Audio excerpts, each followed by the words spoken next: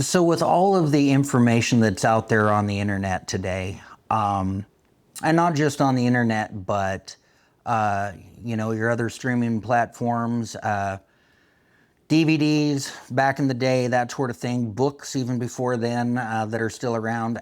With all this information, how does a person who is just getting into horses or really starting to get into, working with their own horse, how do they determine who they should follow and who they shouldn't? How do they know what technique is good versus what technique isn't good? Um, you know, how, just how do you negotiate this jungle? So for me, I keep it pretty simple. And right now, I'm going to share with you the 3 rules that I have for evaluating techniques, evaluating trainers, evaluating what I do, how my rides go, etc. And that is number one. I have 3 basic rules. Number one, whenever I'm looking at a technique to use, or I'm maybe thinking about putting somebody on my horse, my personal horse, whatever that person does, whatever that technique calls for, I can't get hurt. That person can't get hurt. Okay.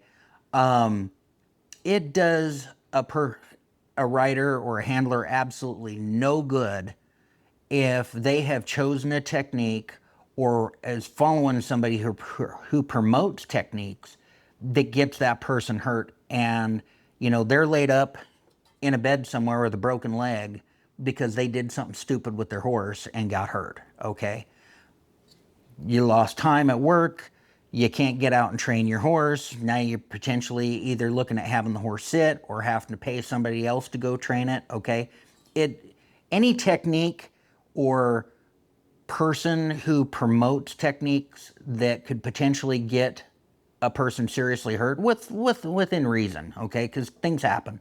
But any person or technique that promotes unsafe practices, we'll say, is just stupid. Okay, so we're just going to call it for what it is. Number two, the horse can't get hurt. Same reason as number one.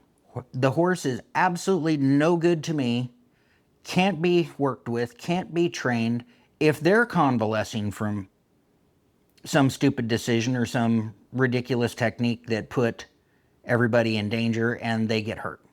Okay. Again, now you're looking at vet bills. Now you're looking at healing time. You're looking at all that. So again, why would you use that stuff? That's just stupid. Okay. And then number three, and one of the most important to me, especially when I'm evaluating techniques, is the horse actually has to be calmer at the end of the lesson than when you first started.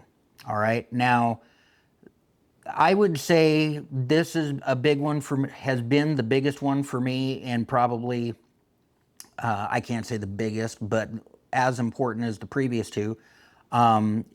It's been as important in the last 10, 20 years as anything. And that is, there is probably arguably the most popular style of training in the world right now.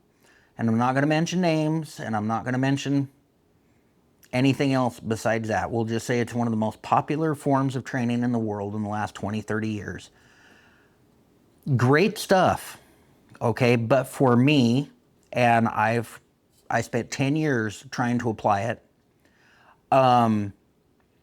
you end up raising the horse's emotions rather than lowering them. Okay, so you start off and your horse's emotions are right here. What I'm looking for is, as I'm working, let's say the horse starts with their emotions up here, I'm wanting to see them systematically go down as the ride goes on. Okay. Now, with this other style of training, what you see is the horse starts with their emotions up here, and then with the approach that's used, first the emotions peak and then they drop. Okay, I don't want to ever get my horses into a position where it becomes a habit of it's okay to peak your emotions right off the bat. Okay, now I'm willing to be totally wrong about this. I'm just saying, for me, I don't want to see that. Instead, I choose things that systematically drop those emotions, and the horse gets calmer as the lesson goes on. Okay, because for me, they're already starting off very emotional, probably a little bit scared, so on and so forth. So I'm looking for things where the horse is actually calmer at the end of the session than when we first started. Okay, now the other style, do you end up there? Yes. And sometimes it cannot be avoided. I'm just going to say that. All right. No matter what you do, the horse is going to get jacked up before they come down. I'm just saying, as a rule, I don't want my horses getting into the habit of doing that.